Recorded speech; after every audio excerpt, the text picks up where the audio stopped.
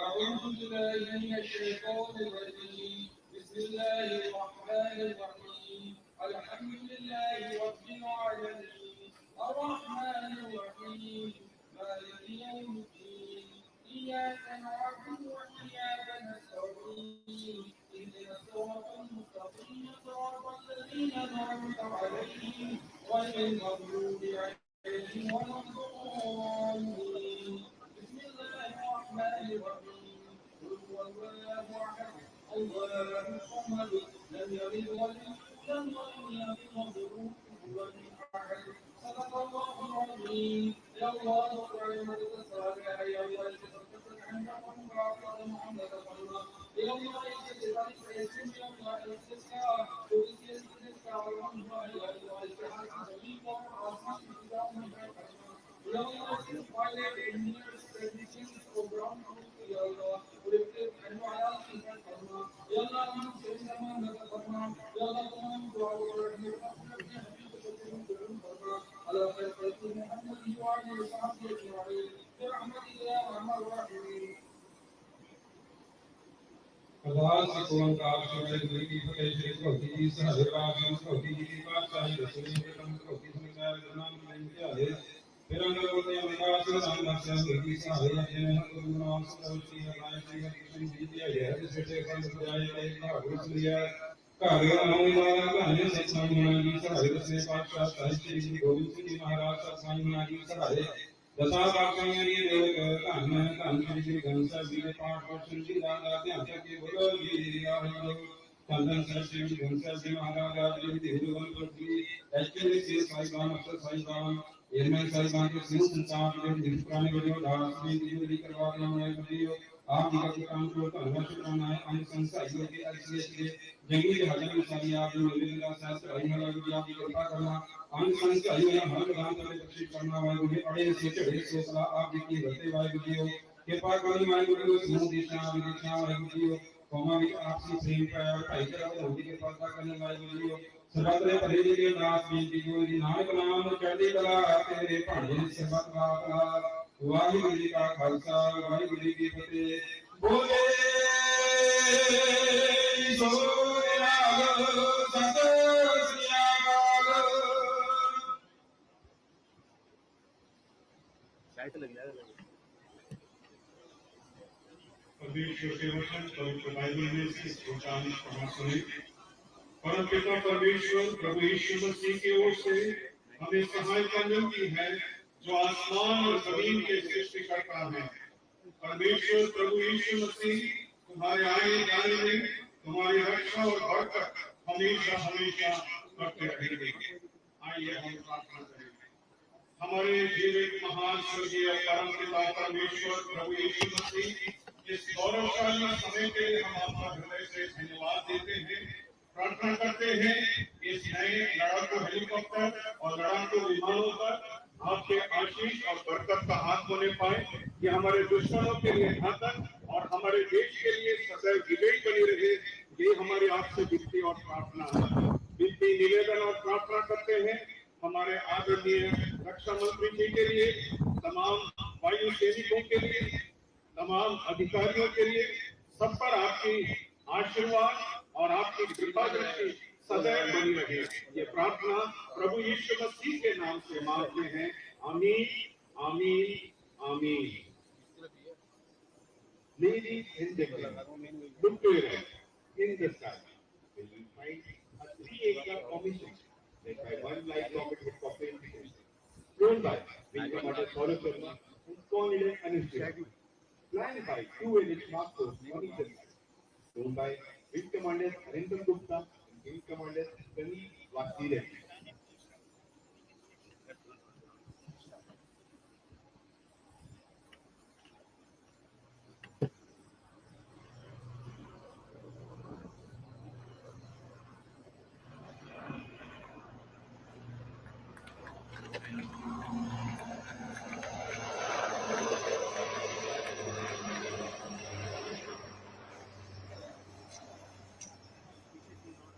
Followed by 3 Sukhoi 30 fighters flying at 780 km, flown by with Captain Saurabh Sharma, Wing Commander Ankur Tulyar, and Wing Commander Ravi Gupta.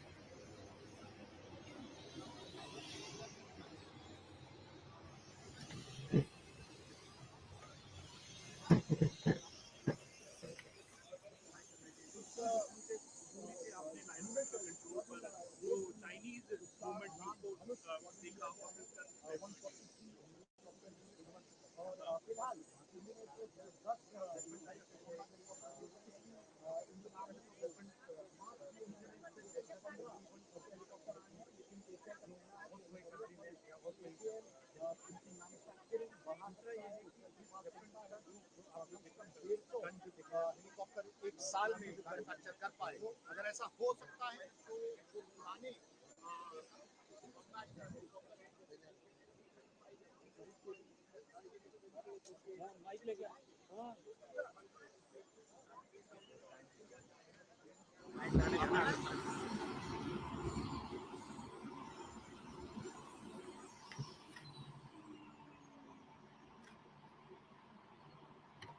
रुकावटें आती है सफलता की राहों में, ये हम सब जानते हैं। फिर भी हर मंजिल को पा ही लेते हैं वो जो कभी हार नहीं मानते। दीदियों और सज्जनों, आज का दिन, आज की तारीख एक ऐतिहासिक पर्व के समान है, जिसके हम सब भाग्यशाली साक्षी हैं।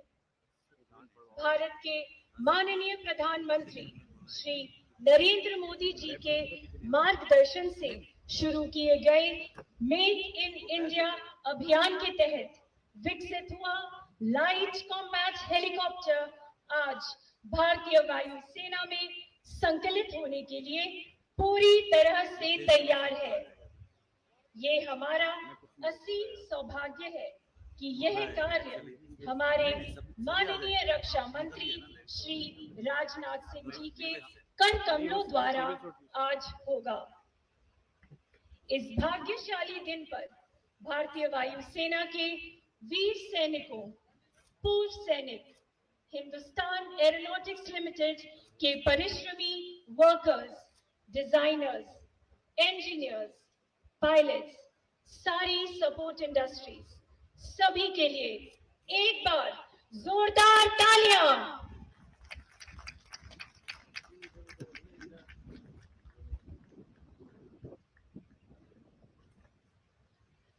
I would now request the Chairman and Managing Director of Hindustan Aeronautics Limited, Shri C.B. Ananthakrishnan ji, to kindly address the audience.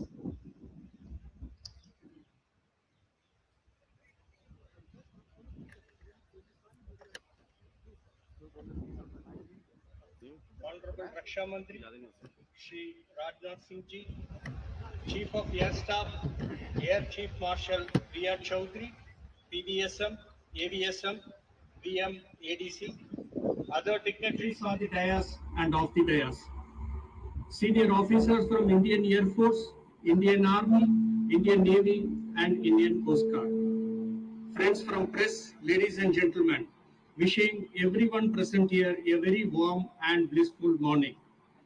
Today, the 3rd October 2022 will be remembered as a momentous occasion in the annals of the Indian defense industry, as the first indigenously designed and developed and manufactured light combat helicopter by HAL is being inducted into the Indian Air Force Squadron 143Q. I, on behalf of Hindustan Aeronautics Limited, takes immense pleasure and proud to be part of this momentous occasion. At this juncture, I would also like to place on record our gratitude to Honorable Raksha Mantri for the support and confidence he has reposed on HAL, which has been a great source of encouragement and motivation to Team HAL. Also, our sincere thanks to Indian Air Force and other defense customers who have steadfastly supported HAL, but for whom HAL would not have been what it has been today. Design and development of LCH is carried out indigenously in-house for the first time in the country and manufactured by HAL. Is a state-of-the-art, one among the best fighter flying missions in the world, produced in the line of vision of Atmanirbhar Bharat of our Prime Minister, Honorable Prime Minister, and will be the most critical step in achieving self-reliance in defense systems. LCH has flown extensively during the design, development, and production phases. Now starts the real-time operational exploitation of LCH helicopter in the hands of the users, and IAF, being the largest customer, always provided us with valuable feedback and associated very closely towards realization of LCH. LCH is the only attack helicopter in the world which can land and take off at an altitude of 5,000 meters, almost 16,500 feet, with considerable weapon loads and fuel, meeting the specific requirements of the Indian Armed Forces. LCH is a dedicated combat helicopter of 5.8 ton class, featuring narrow fuselage and tandem configuration for pilot, weapon, and weapon system operator. It incorporates a number of stealth features such as reduced radar and infrared signatures and crashworthy landing gear structure, crew seats for survivability. 4 technology demonstrators were developed, produced, and made to go through extensive flight testing for proving its performance, handling qualities, and system checks. Flight testing was carried out at various regions and altitudes, ranging from sea level to high altitudes of Siachen range, followed by subjecting them to extreme cold weather, hot weather, and conditions in the desert region. Further integration of mission sensors such as electro-optical system, helmet-mounted display system, solid-state data and video recorder and weapon systems, along with the weapons such as turret gun, rocket and air-to-air missile systems have been integrated, and weapon firing trials have also been completed. We had a total of almost 2,034 flights and 1,500 flying hours have been carried out on all the 4 prototypes till date. The LCH is a truly make in India product with private industry participation. A significant spin-off has resulted in establishing an ecosystem for manufacture. Production of LCH is envisaged through participation of public and private sector partners. More than 250 vendors are involved in the manufacture of components, assemblies, fixtures, tools, and test equipment, and preparation of technical documentation, apart from another 70 vendors involved in indigenizations of the various systems and subsystems. Contract for production of LCH has been awarded to HAL on 30th March 2022 for the production and supply of 15 numbers of LCH, 10 to IAF and 5 to Army. HAL on its own, with its own initiative of internal funding, proactively initiated advanced actions towards launching the production activities of 15 LCH LSPs. Till date, a total of 8 helicopters have been produced, 4 of which has already been handed over to IAF, and I'm sure the balance helicopters also will be delivered during the current financial year, that is before 31st March 2023. Development activities related to indigenizing systems such as IADS and automatic flight control system are currently under progress and are planned to be integrated and completed and integrated during the current financial year. These systems will be integrated in the series production helicopters. Anticipating the future requirements from the defense customers of around 145 numbers of LCH and also the international business opportunity which would become available for this class of helicopters, HAL has already initiated detailed planning for enhancing, augmenting the production capacity so as to achieve a peak rate production of almost 30 helicopters per annum. On this momentous occasion of the induction of light combat helicopters, I am confident that the LCH will fill the long-standing void of a dedicated attack helicopter which can operate from the deserts of Rajasthan, peaks of Himalayas, and in the dense mountainous jungles in the northeast, and will act as a deterrent to all our adversaries. I take this opportunity to state that HAL takes pride and honor to support the Indian Defence Forces in its endeavor to protect our motherland from the adversaries. Thank you all for this opportunity. Jai Hind.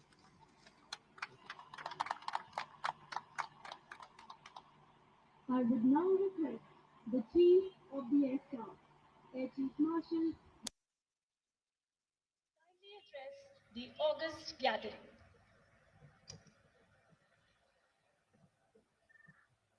Honorable Raksha Mantri, Shri Rajnath Singh. Honorable Member of Parliament, Shri Rajendra Gehlot. Chief of Defence Staff, AOCNC South Western Air Command. Officers from the Ministry of Defence and State Government. Senior officers from the Defence Services. Senior dignitaries from Hindustan Aeronautics. Distinguished guests, ladies and gentlemen. Good morning to all of you. At the outset, I would like to thank the Honorable Raksha Mantri for sparing time to grace this event at Air Force Station Jodhpur. Today marks the beginning of a new chapter in the history of the Indian Air Force as we formally induct the formidable indigenous light combat helicopter into our arsenal. Our tryst with helicopter operations began back in 1954 when we inducted the Sikorsky S-55 helicopter. The helicopter fleet has grown in size and stature over decades, and presently we have one of the most versatile, potent, and operationally tested fleets in the world. Besides combat application, the helicopter fleet has been used for sustenance of our troops in inhospitable terrain and at high altitudes, including the Siachen Glacier. Our helicopter crews have displayed courage and determination during HADR operations across the length and breadth of our country. The helicopter fleet was also amongst the earliest to embrace the process of indigenization. The legendary Chetak and Cheetah helicopters were the first of the indigenized helicopters in India. They were soon to be followed by the Cheetal and variants of the advanced light helicopter Dhruv and Rudra. Induction of the light combat helicopter adds a unique capability to Indian Air Force's combat potential. The versatility and offensive potential of this platform is at par or better than most attack helicopters operating globally. Its ability to deliver a wide array of weapons combined with superlative self-protection capability makes this helicopter a lethal machine, one to be feared by any adversary. The helicopter has also successfully proved itself in the daunting heights of the Himalayas. 143 Helicopter Unit has the proud privilege of being the first LCH-equipped unit in the armed forces. The personnel of the unit have been specially selected based on their professional competence so as to operationalize the unit at the earliest and to exploit the helicopter to its full potential. I compliment the commanding officer for timely completion of training and acceptance of the helicopters, and am confident that 143 Helicopter Unit will take the light combat helicopter to heights of glory. I wish the CEO and his team all the very best for the future. My compliments to Hindustan Aeronautics Limited for their sustained effort and dedication put in towards delivering this truly modern and capable helicopter. It is historically significant that this induction ceremony is being held at Jodhpur, an airbase which has nearly a century of association with aviation, and one that has brought glory to the Indian Air Force and the nation.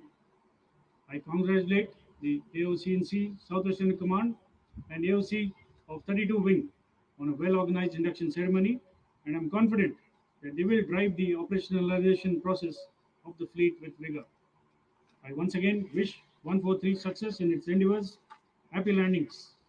Thank you and Jai Hind.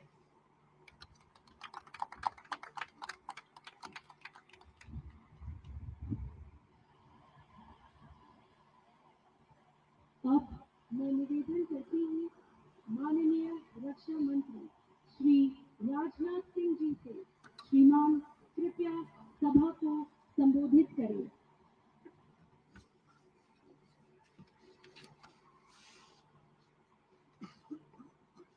आदरणीय Maharaja Gaj Singh ji, member of parliament Shri Rajendra ji Gehlot, general Anil Chauhan, Chief of Defence Staff, Under Secretary, Department of Military Affairs, Air Chief Marshal V.R. Chaudhary, Chief of Air Staff, Sri C.V. Anant Krishnan, CMD, Hindustan Aeronautics Limited, रक्षा मंत्रालय, defence services, HAL एवं राजस्थान सरकार के सभी senior officials, मेरे media के मित्रों, देवियों व सज्जनों, आज इंडियन एयरफोर्स में देश के प्रथम इंडिजिनस लाइट कम्बैट हेलीकॉप्टर का इंडक्शन हो रहा है।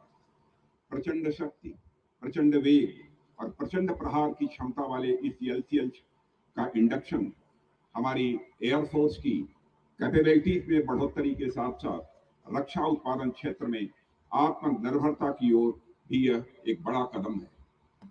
अमृतकाल की प्रारंभिक बेला में इस पराक्रमी एलसीएच का इंडक्शन देश की आजादी के शताब्दी वर्ष तक इंडियन एयरफोर्स को दुनिया की सर्वश्रेष्ठ एयरफोर्स बनाने में आपके संकल्प को दर्शाता है। साथ ही यह शताब्दी वर्ष तक रक्षा उत्पादन क्षेत्र को पूर्ण आत्मनिर्भर बनाने के आपके संकल्प को भी दिखाता है।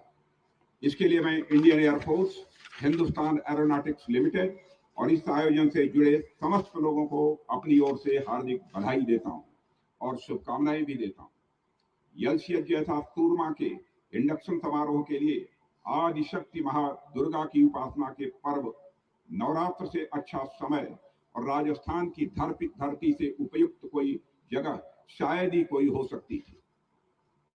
साथियों, देश में जब जब वीरों के शौर्य और पराक्रम की चर्चा होती है और किसी राज्य का नाम स्वतः जुबान पर चला आता है तो वह राज्य और कोई नहीं बल्कि वह स्थान राजस्थान ही होता है। महाकवि कालिदास की प्रशंसा में आप लोगों ने एक श्लोक सुना होगा। कहा गया है, पुरा कवि नाम गणना प्रसंगे कनिष्ठिकाधिष्ठति कालिदासः, यानी कवियों की गणना में कालिदास का नाम कनिष्ठिका अंगुली पर आता है। और आप लोग जानते हैं कि हमारे हाथ में सबसे छोटी उंगली का नाम ही कनिष्ठिका होता है। पुराने समय में जब किसी को गिनती करनी होती थी तो ये इसी उंगली से ही अपनी गिनती प्रारंभ करते थे। क्योंकि कवियों का नाम शुरू करते ही सबसे पहले कालिदास का नाम आ गया तो कहा गया कि कवियों की गिनती में कालिदास मानो कनिष्ठिका पर विराजते हैं, यानी सर्वप्रथम नाम उनका ही आता है। पर उनके जैसे किसी दूसरे कवि के बारे में सोचा जाने लगा तो उनके समक्ष दूसरा कवि दूर दूर तक नहीं मिला।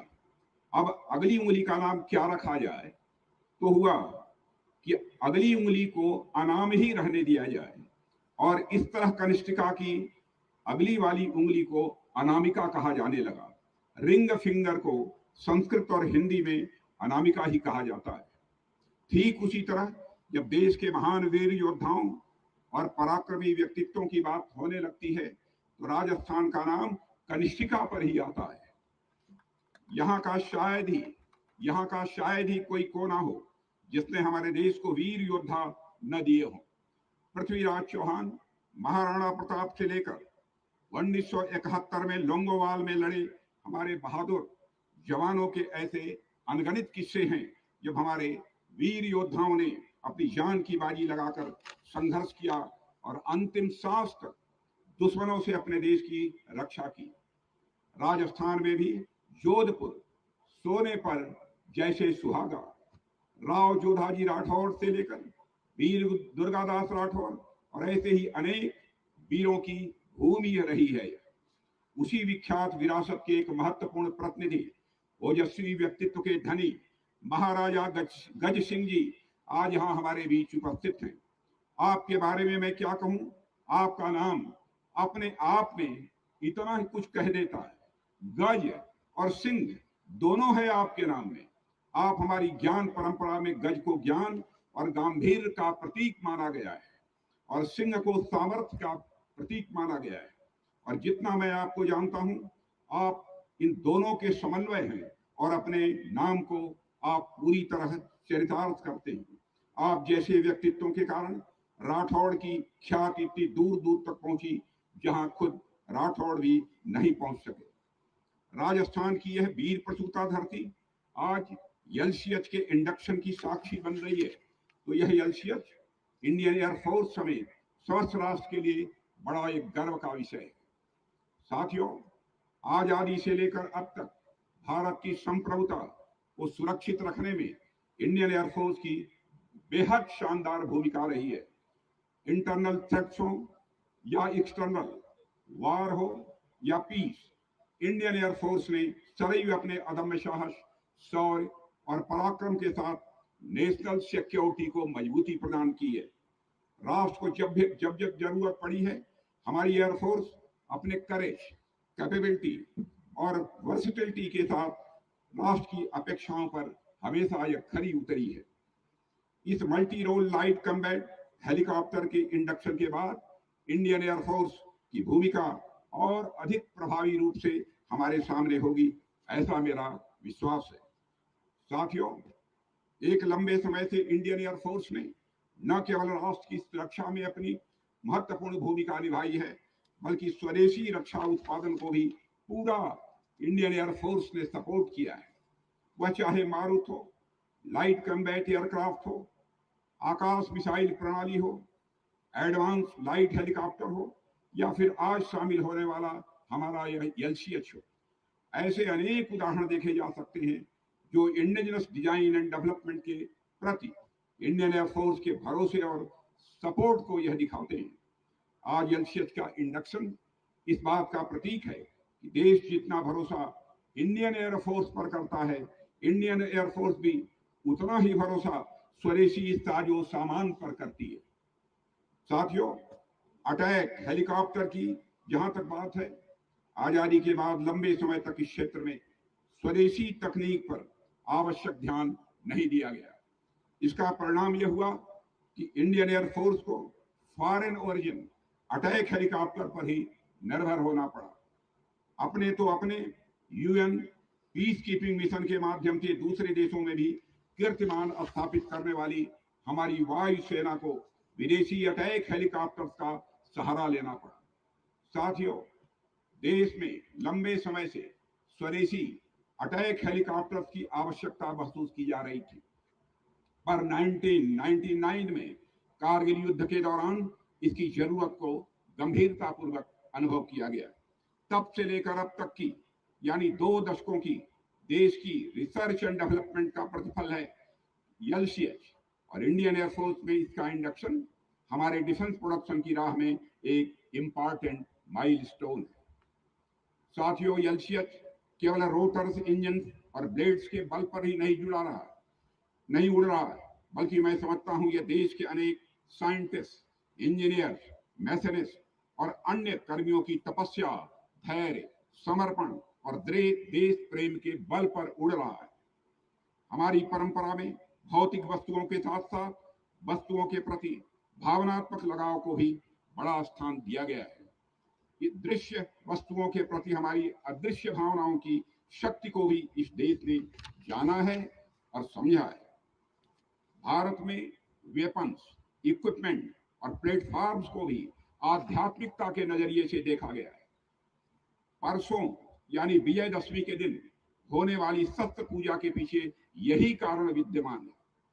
एलसीएच के डेवलपर्स में भी मैं तप, त्याग, समर्पण और राष्ट्र के प्रति निष्ठा देखता हूं।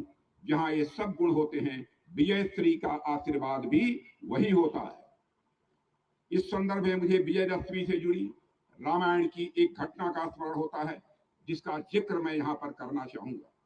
साथियों, राम रावण युद्ध का अंतिम दौर चल रहा था। उच्च कोट के रथ पर सवार अनेक प्रकार के अस्त्र शस्त्रों से सुसज्जित होकर युद्ध क्षेत्र में पहुंचे रावण को देखकर विभीषण को बड़ी ग्लानि हुई, बहुत चिंता हुई। रावण रथी विरथ रघुवीरा, देख विभीषण भयउ अधीरा, यानी विभीषण बड़े चिंतित हुए, क्योंकि राम के पास न ही उच्च कोट का कोई रथ था और न ही किसी प्रकार का कोई कवच। विभीषण के मन में सवाल उठता है कि राम इस तरह युद्ध में रावण का सामना कैसे कर सकेंगे, वे युद्ध कैसे जीत पाएंगे। इसी चिंता के साथ वह राम के पास जाते हैं। राम तो राम हैं, उन्होंने विभीषण की स्थिति समझते हुए मुस्कुराते हुए उनसे कहा, रावण के पास भले ही विशाल रथ और अस्त्र शस्त्र हैं, पर वे विजय वाले नहीं हैं। केवल भौतिक संसाधन ही किसी की विजय सुनिश्चित नहीं करते हैं। उसके लिए कुछ और चाहिए होता है जो हमारे पास है, और इसलिए निश्चित ही जीत हम सब की होगी। अब वह और कुछ राम के पास क्या था जिन पर राम को इतना भरोसा था? गोस्वामी तुलसीदास जी कुछ चौपाइयों में उसका बहुत सुंदर वर्णन करते हैं, जिन्हें मैं आपके सामने रखना चाहूंगा। राम कहते हैं, सौरज धीरज ते ही रथ चाका, बल विवेक दृढ़ ध्वजा पताका, सत्यशील दम परहित घोड़े, क्षमा दया कृपा रजु तोड़े, ईत भजन सारथि सुजाना, संयम नियम शील मुख नाना, कवच अभेद विप्र गुरु पूजा, यही सम कोई उपाय न दूजा, महा अजय संसार रिपु, जीत सकहि सो वीर, जाके असबल हो ही दृढ़, सुनहु सखा मति धीर। यानी हमारे पास जो रथ है, शौर्य और धौर्य, शौर्य और धैर्य, उस विजय रथ के पहिए, विवेक और दृढ़ता की उसमें ध्वजा पताका लगी हुई है। सत्यशील आत्मनिग्रह और परहित, ये चार उस रथ के घोड़े हैं जो क्षमा दया और कृपा रूपी रस्सियों से संचालित हैं। ईश्वर का ध्यान उस रथ का सारथी है। संयम नियम शील आदि सहायक हैं। विद्वानों और गुरुओं की कृपा ही हमारा अभेद्य या कवच है। और जिस वीर के पास इतना सब कुछ उपलब्ध है, उसे संसार का कोई भी योद्धा भला पराजित कैसे कर सकता है? और उसके बाद आगे क्या हुआ यह बताने की आप सबको आवश्यकता नहीं है। ठीक उसी प्रकार आज जब हमारे देश के अनेक साइंटिस्ट, एकेडमिशियंस, इंजीनियर्स, मैसनिस्ट और अन्य कर्मियों के धैर्य, शौर्य, तपस्या और समर्पण से निर्मित यह विजय रथ हमारी वायु सेना में शामिल हो रहा है, तो कोई प्रश्न नहीं उठता कि यह किसी भी परिस्थिति में विजय हासिल न कर सके। भारतीय आसमान में अब यह विजय रथ जोश, उत्साह और विजय का रंग बिखेरने के लिए पूरी तरह से तैयार है। साथियों, मुझे बताया गया है कि एलसीएस का डिजाइन और डेवलपमेंट मॉडर्न बैटलफील्ड की जरूरतों के अनुरूप किया गया है। अपने डेवलपमेंटल स्टेजेज में अनेक प्रकार की टेस्टिंग में इसने तमाम चुनौतियों से निपटने में अपनी योग्यता दिखाई है। एलसीएस दुश्मनों को चकमा देते हुए विभिन्न प्रकार के एमिनिशंस को कैरी करने और शीघ्रता से यथार्थ स्थान पहुंचने में सक्षम है। यह वर्सटाइल हेलीकॉप्टर विभिन्न टेरेन में हमारी आर्म फोर्सेज की जरूरतों पर पूरी तरह यह खरा उतरता है। ऐसे में एलसीएच हमारी आर्मी और एयरफोर्स दोनों के लिए एक आइडियल प्लेटफॉर्म है। साथियों, मानवता के विकास के क्रम में मानव ने जो उपलब्धियां हासिल की हैं, उसमें हैवी मटेरियल से लाइट मटेरियल की ओर आगे बढ़ना भी एक शानदार उपलब्धि रही है। वह चाहे फूड ग्रेन के संदर्भ में हो, पहनने के लिए कपड़े के संदर्भ में हो, स्पेस संबंधित एक्टिविटीज के संदर्भ में हो, या फिर डिफेंस से संबंधित इक्विपमेंट और प्लेटफॉर्म्स के संदर्भ में हो। किसी समय खासकर ग्रीन रिवॉल्यूशन के पहले सावा, मक्का, बाजरा, ज्वार आदि मोटे अनाज बहुतायत में खाए जाते थे, क्योंकि गेहूं चावल जैसे अनाज उतने उपलब्ध नहीं थे। पर ग्रीन रिवॉल्यूशन के बाद लोग इन अनाजों की तरफ अधिक उन्मुख हुए हैं। कपड़ों के मामले में भी टेक्नोलॉजी के अभाव में लोगों को मोटा कपड़ा पहनना पड़ता था, पर समय के साथ साथ हल्के और पतले कपड़े आते गए और हमारी रोजमर्रा की जिंदगी का यह हिस्सा बनते चले गए। अभी कुछ ही दिन पहले हमारी सेना ने भी नई यूनिफॉर्म एडॉप्ट की है, जो पहले की अपेक्षा हल्की है और आरामदेह भी है। सेनाओं में इस्तेमाल होने वाले बुलेट प्रूफ जैकेट भी, जो पहले काफी भारी होते थे, अब उसकी गुणवत्ता के साथ साथ लाइट वेट में आने लगी हैं। इसी तरह लाइट मेटल की खोज के बाद दुनिया में अनेक स्पेसशिप प्रोग्राम भी यह शुरू किए गए हैं। इसके अलावा मोबाइल फोन, कंप्यूटर आदि अनेक उदाहरण लिए जा सकते हैं, जो कपड़े और जो पहले बड़े वजनी हुआ करते थे, पर समय के साथ छोटे और स्मार्ट होते चले गए। जाहिर है डिफेंस सेक्टर में भी यह प्रक्रिया चालू है। साथियों, पूर्व में सेनाओं ने हाथी जैसे बड़े जानवरों से अधिक एक्टिव घोड़ों की तरफ रुख किया, बड़ी और भारी तोपों से मशीन गन की तरफ रुख किया, हैवी टैंक से लाइट टैंक्स की ओर रुख किया, जो हाई अल्टीट्यूड और माउंटेन फ्रंटियर पर अपेक्षाकृत अधिक कारगर होते हैं। हालिया यूक्रेनियन कॉन्फ्लिक्ट हो या इसके पहले की अनेक कॉन्फ्लिक्ट्स हो, हमें लेसन्स देते हैं कि हैवी वेपन सिस्टम और प्लेटफॉर्म जो बैटलफील्ड में त्वरित गति से मूवमेंट नहीं कर पाते हैं, उनकी कैपेबिलिटी भी कम होती है और कई बार वे दुश्मनों के लिए इजी टारगेट हो जाते हैं। इसलिए रिसेंट कॉन्फ्लिक्ट्स में हैवी मशीन्स के इस्तेमाल पर एक क्वेश्चन मार्क देखने को मिला है। ऐसे में उन इक्विपमेंट्स और प्लेटफॉर्म्स के डेवलपमेंट की ओर आगे बढ़ना यह समय की मांग थी, जो मोबाइल हो, जिनके मूवमेंट में आसानी हो, अधिक फ्लेक्सिबल हो और इन सब के साथ साथ लिथैलिटी और अन्य कैपेबिलिटीज की जरूरतों पर भी वो पूरी तरह से खरे उतरते हो। इस संदर्भ में मैं हमारे एचएल के इंजीनियर्स की मैं सराहना करना चाहूंगा, जिन्होंने एलसीएच में इन सब खासियतों का एक अभूतपूर्व संतुलन स्थापित किया है। इसके नाम के साथ भले ही लाइट वर्ड जुड़ा हुआ है, लेकिन मैं समझता हूं इसका काम बहुत ही हैवी है। साथियों, एलसीएच या किसी भी प्लेटफॉर्म की उड़ान को मैं केवल उस प्लेटफॉर्म की उड़ान नहीं, बल्कि ह्यूमैनिटी की अब तक की साइंस और टेक्नोलॉजी के नॉलेज की उड़ान के रूप में देखता हूं। ग्रेविटेशनल फोर्स अपनी खोज के पहले भी और बाद में भी मानव के लिए एक पहेली बनी रही थी। निश्चित ही यह प्राणी जगत के स्थायित्व के लिए एक जरूरी फोर्स है, पर साथ ही साथ यह एक बंधन का भी प्रतीक है, जिससे मानव समेत सृष्टि के बाकी प्राणी कभी मुक्त नहीं हो सके। इस फोर्स से बंधे बंधे आकाश में पक्षियों के उड़ते देखकर ललचाना ही आर्य मानव से लेकर 19वीं सेंचुरी तक मानव की नियति बनी रही। बचपन में हमने देखा है, कोई बच्चा 3-4 फीट की छलांग लगा देता था तो उसे सीधे हनुमान जी की पदवी से नवाजा जाता था। इससे लंबी छलांग लगाना आमतौर पर बड़ी मुश्किल बात मानी जाती थी, पर मानव ने अपने विजडम, साइंस एंड टेक्नोलॉजी की नॉलेज और इंजेन्युइटी से अभूतपूर्व छलांग लगाते हुए हमेशा से इस असंभव से लगने वाले कार्य को संभव कर दिखाया। उड़ान को यदि ह्यूमन सिविलाइजेशन की अब तक की चरम उपलब्धियों में से कहा जाए तो कोई अतिशयोक्ति नहीं होगी। मानव द्वारा अर्जित अब तक के ज्ञान विज्ञान की यह चरम उपलब्धि आज एलसीएच के रूप में हमारे सामने है। यह इंडियन एयरफोर्स और एचएल समेत पूरे राष्ट्र के लिए एक गौरव का विषय है। साथियों, नेशनल सिक्योरिटी को मजबूत बनाए रखने के क्रम में हमेशा हमारा प्रयास रहता है कि हमारी आर्म्ड फोर्सेस बेस्ट इक्विपमेंट और प्लेटफॉर्म से सुसज्जित रहें।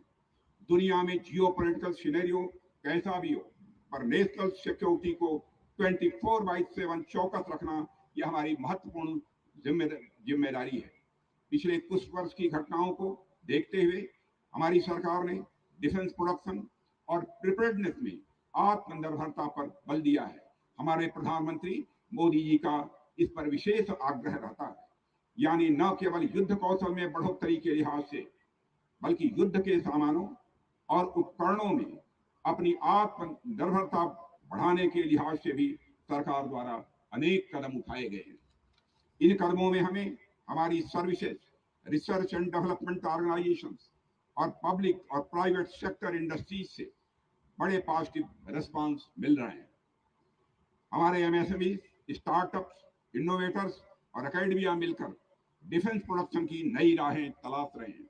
मुझे विश्वास है कि सरकार द्वारा उठाए गए अभूतपूर्व कदमों का रिस्पांस भी अभूतपूर्व होगा। साथियों, मैं इस मंच से सभी देशवासियों को आश्वस्त करता हूं कि राष्ट्र की रक्षा हमारी सर्वोच्च प्राथमिकता है और इसे सुनिश्चित करने के लिए हम पूरी तरह से प्रतिबद्ध हैं। मैं पूरे विश्वास के साथ कह सकता हूं कि आने वाले समय में जल्द ही दुनिया में मिलिट्री पावर समेत जब भी सुपर पावर्स की बात होगी तो भारत का नाम कनिष्ठिका पर गिना जाएगा, यानी सबसे पहले गिना जाएगा। इस अवसर पर और अधिक कुछ न कहते हुए मैं एचएल को अपनी तरफ से हार्दिक बधाई देता हूं, जिन्होंने समयानुसार एलसीएच की डिलीवरी की है। मुझे पूरा विश्वास है कि आगे भी आप पूरी लगन और निष्ठा के साथ इंडियन एयरफोर्स को अपना सहयोग प्रदान करते रहेंगे। मैं एक बार पुनः इंडियन एयरफोर्स को बधाई देते हुए यहीं पर अपना निवेदन समाप्त करता हूं। आप सबको बहुत बहुत धन्यवाद।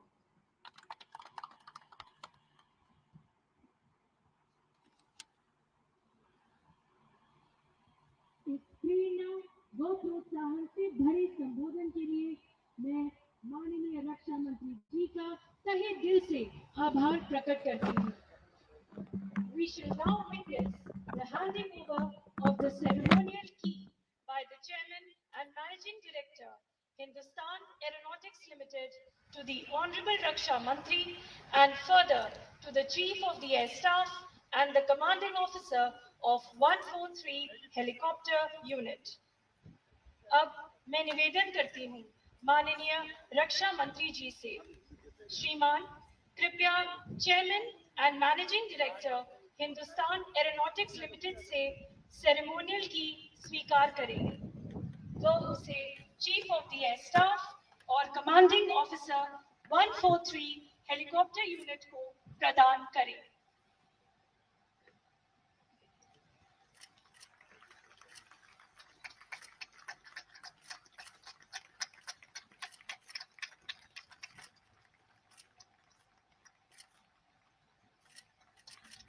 From this very moment, the light combat helicopters stand inducted into the first LCH unit of India, 143 helicopter unit at Air Force Station Jodhpur, and are all set to further strengthen the arsenal of the Indian Air Force.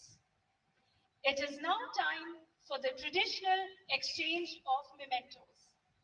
I would now request the Honorable Raksha Mantri, Shri Rajnath Singh ji, to kindly present a memento to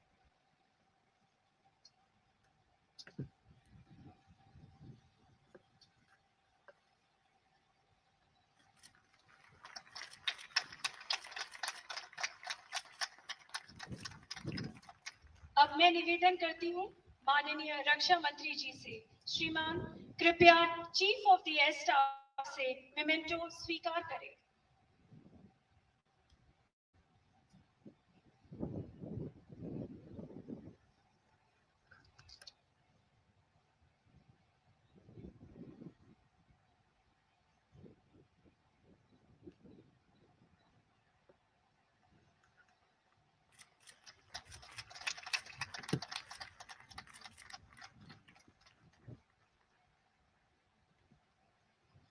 I would now request the Chief of the Air Staff to kindly present a memento to the Chairman and Managing Director, Hindustan Aeronautics Limited.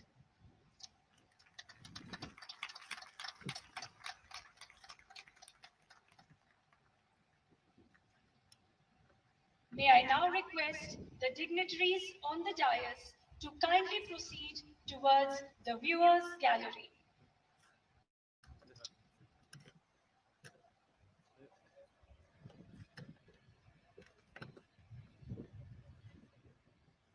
Light combat helicopter की कल्पना कारगिल युद्ध के पश्चात हुई। इस युद्ध में भारतीय वायुसेना ने एक सशक्त लड़ाकू हेलीकॉप्टर की आवश्यकता महसूस की, जो भारत की उत्तरी व पूर्वी सीमाओं पर हाई ऑल्टीट्यूड कॉन्फ्लिक्ट में अग्रसर भूमिका निभा सके।